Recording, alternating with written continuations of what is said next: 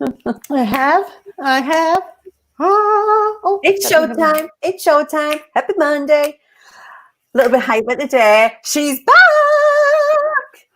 I am back. A We slightly missed larger you. version of myself, I have to admit.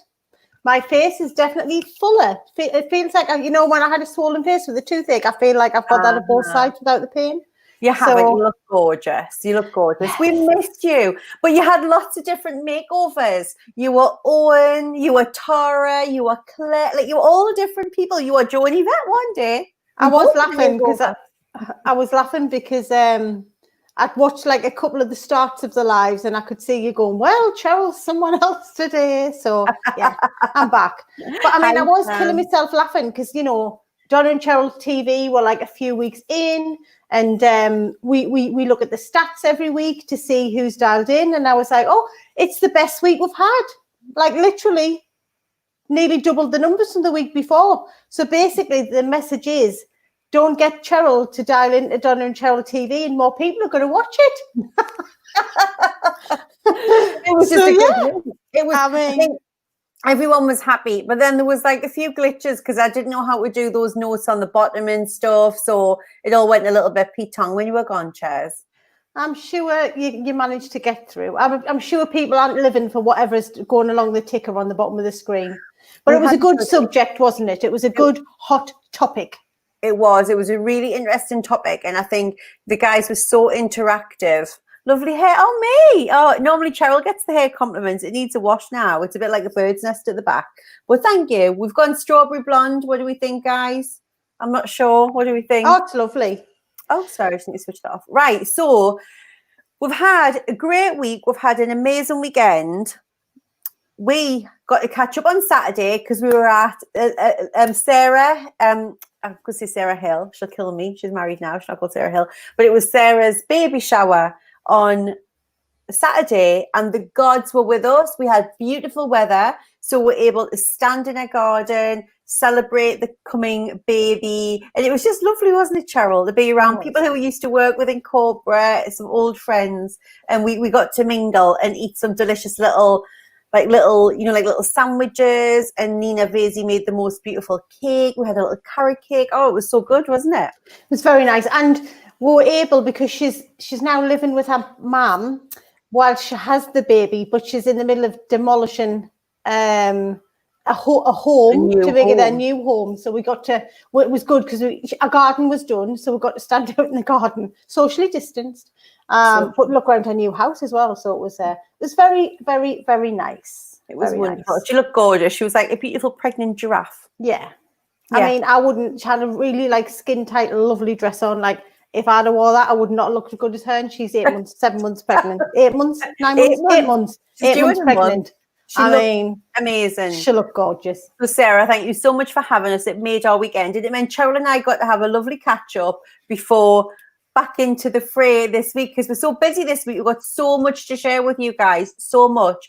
We're going to be sending you an email every day this week, so keep an eye out. And that's because it's so important that we hammer home what we're talking about this week, which is around helping you with your belief system, your beliefs.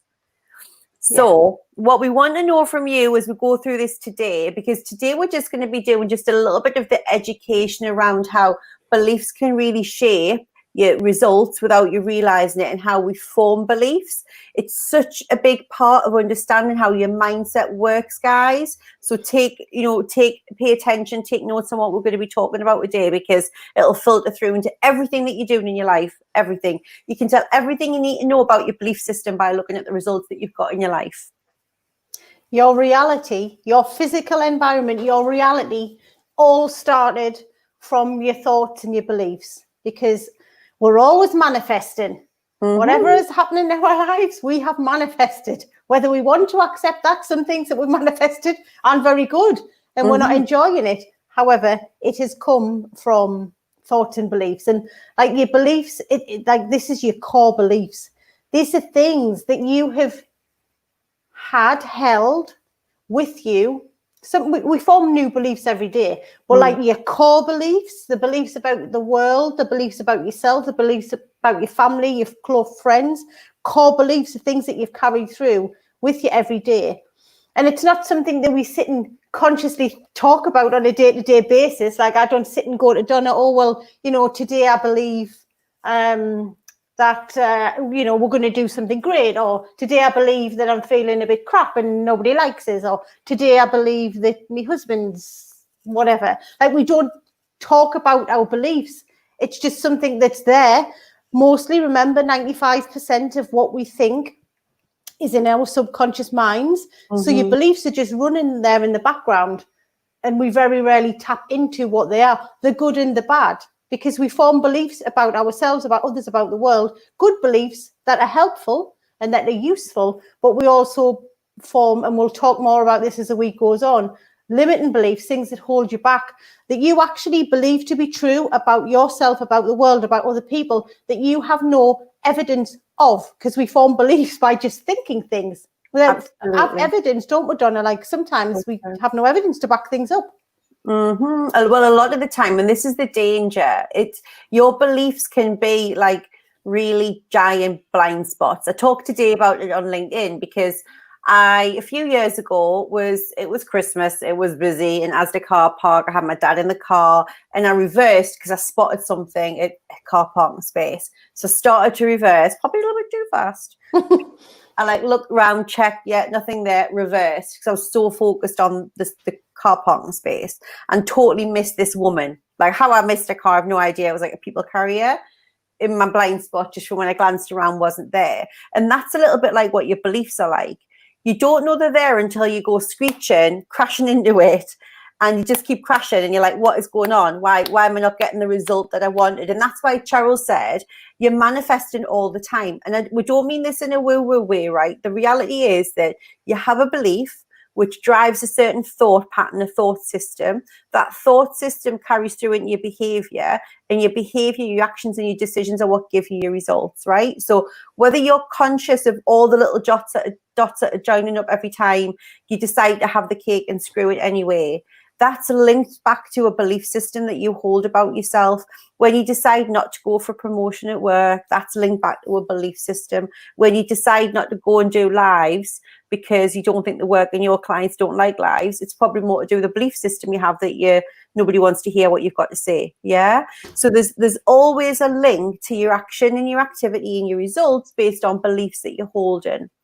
And when they're your blind spots, when they're in your blind side, it's so important that you flush them out and you bring them into the cold light of day, because otherwise you're going to keep reversing and crashing into them because you don't know they're there.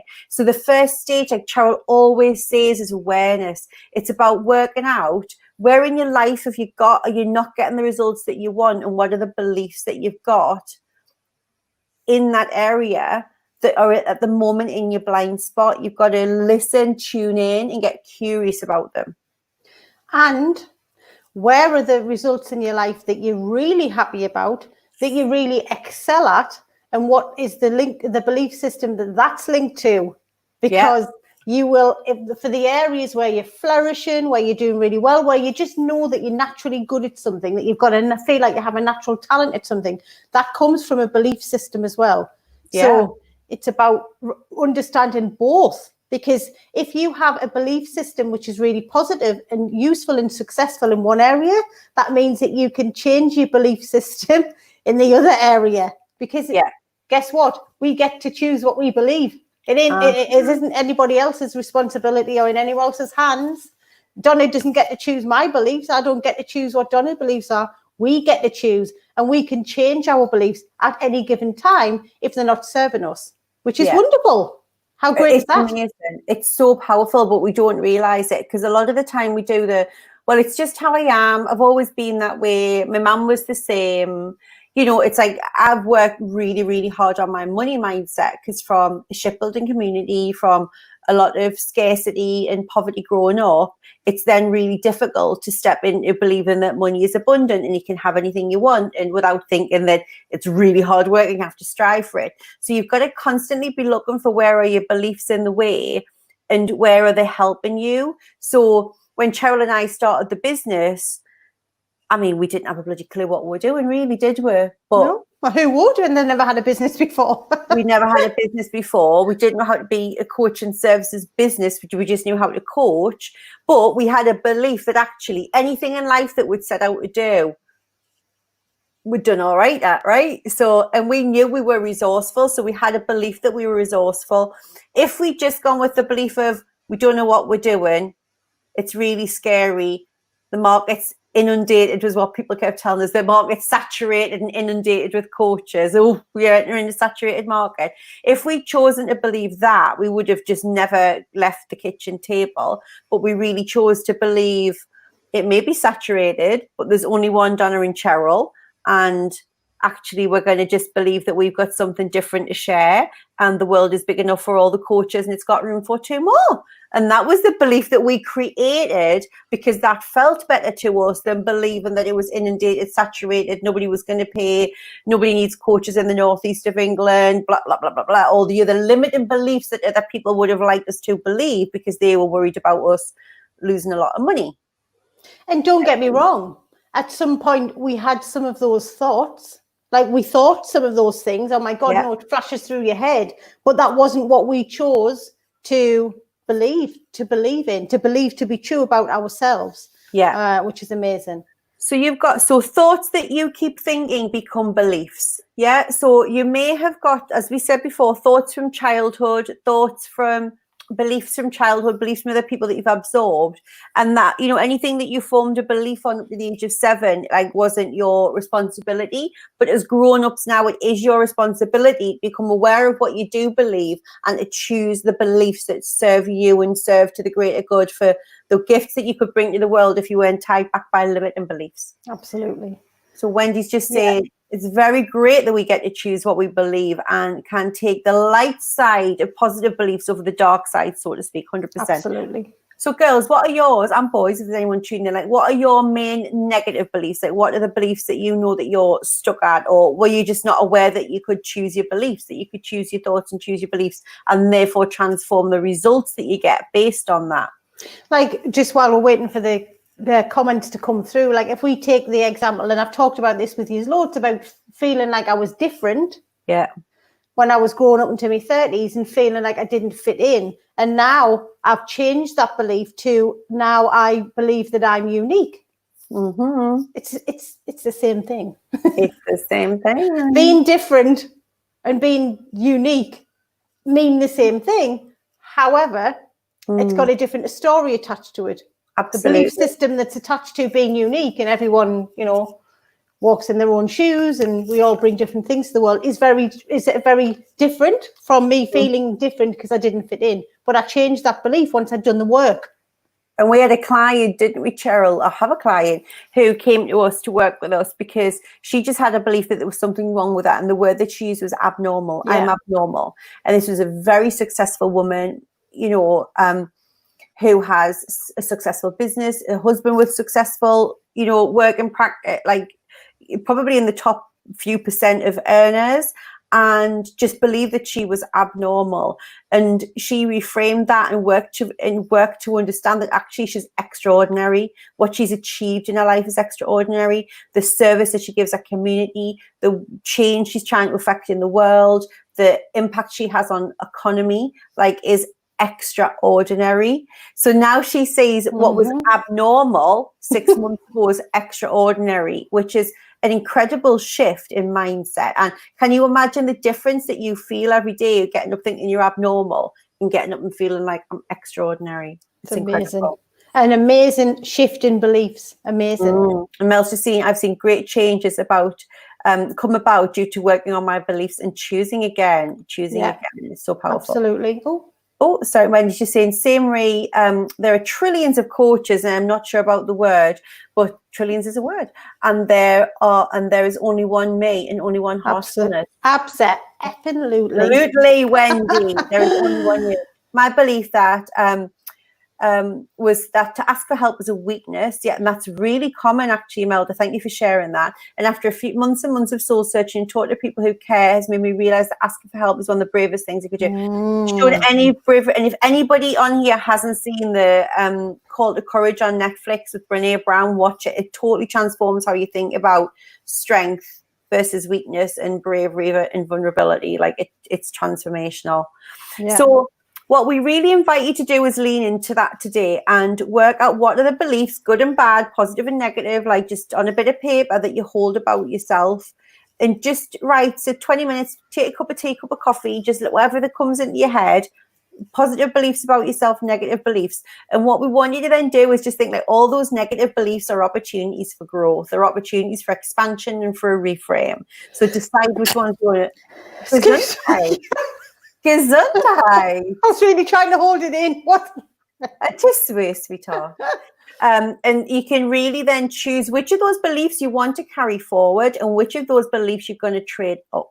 Okay. And this is some of the work that we're going to be doing with you in the Supercharge Your Self-Confidence workshop, free masterclass on Thursday. There are still some spaces. Over 250 people have signed up. So we've paid for some extra licenses so that more people can come. So get your butt along. We're going to plonk it in there for you. And please, again, every day people ask me, yes, you can share it with other people that want to come and work on their belief systems, work on their self-confidence. It's going to be so powerful.